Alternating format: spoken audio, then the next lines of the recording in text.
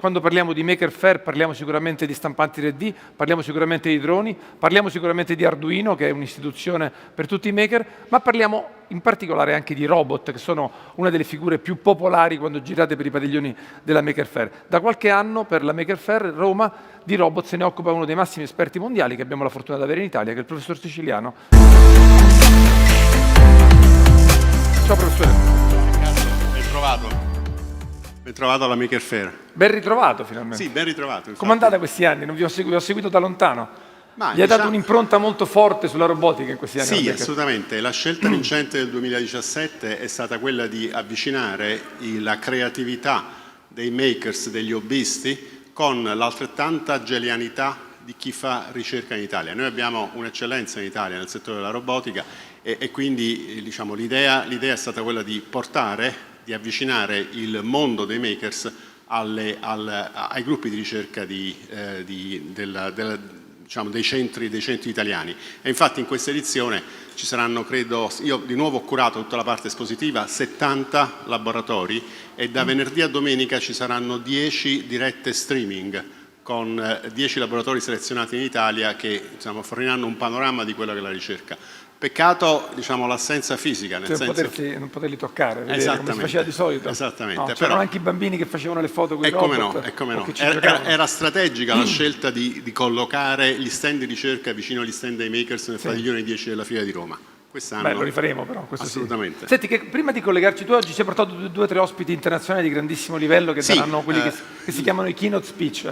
Ma esatto. Che cosa c'è di nuovo nel mondo della robotica quest'anno? È stato un anno, dal punto di vista della robotica con la pandemia, che cosa abbiamo imparato? Allora, abbiamo imparato una ridefinizione dell'ambiente ostile.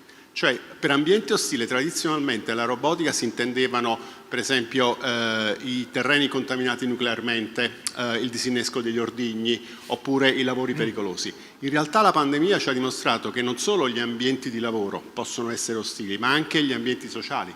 Pensiamo appunto al contagio del virus, quindi le case, gli ospedali, le scuole possono essere ambienti potenzialmente ostili. Si sono visti robot in corsia in qualche caso? Si sono visti robot in corsia. Io ricordo l'articolo che tu scrivesti in maniera provocatoria su Repubblica ad aprile. Dove stanno i robot? Dove sono i robot? Perché eravamo tutti chiusi in casa e dicevamo, ma questi famosi robot assolutamente. Noi come Istituto Italiano sulla Robotica e Macchine Intelligenti abbiamo inviato un contributo alla rivista Science Robotics, una delle maggiori riviste, proprio per la risposta italiana al Covid.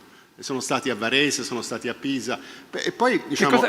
quindi svolgono quella parte del lavoro un po' dove c'è il rischio contagio, dove chiaramente il robot, i virus del robot sono un virus diverso dal virus umano. Quindi... E non è solo un problema di telepresenza, cioè di rendere per esempio accessibili le camere dei pazienti ricoverati per Covid oppure la sanificazione.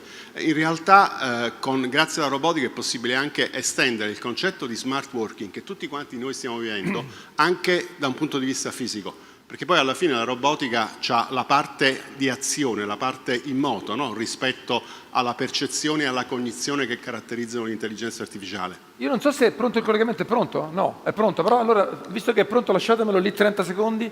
Un'altra domanda, visto che hai citato un mio articolo, me ne cito un altro di qualche giorno fa. Sì. Quest'anno era molto atteso un rapporto che doveva fare l'MIT sul futuro del lavoro e si erano messi lì per dire, ma davvero i robot ci rubano il lavoro? E la risposta è stata molto netta, non sono i robot che ci rubano il lavoro. Immagino che tu l'abbia letto, sì, l'ho letto. No, non il mio articolo, dico il rapporto. Sì, ho letto sia il tuo articolo sia il rapporto. Insomma. Cioè, questo fatto della disoccupazione tecnologica è uno dei grossi luoghi comuni. Qualche mese fa sul Guardian dicevano appunto che Amazon aveva assunto, e utilizzo questo termine provocatorio, 500.000 robot, però diciamo, di fronte ai 500.000 robot si sono creati 800.000 nuove posizioni di lavoro. Quindi in realtà è una riconversione del lavoro e tra l'altro noi dobbiamo pensare in termini positivi sulla tecnologia. anche se magari il termine positivo ora può avere un'accezione diversa in questa crisi pandemica, nel senso che il robot si può sostituire all'uomo in lavori pericolosi, ma in realtà la vera scommessa è diventare un assistente dell'uomo a tutti gli effetti. Quindi il problema è far diventare il robot un nostro assistente e non diventare noi assistenti del robot. Chiaramente dipende dal livello di formazione. Esatto, ci sono dei dilemmi morali, no? E delle questioni etiche, giuridiche, sociologiche che bisogna ovviamente affrontare.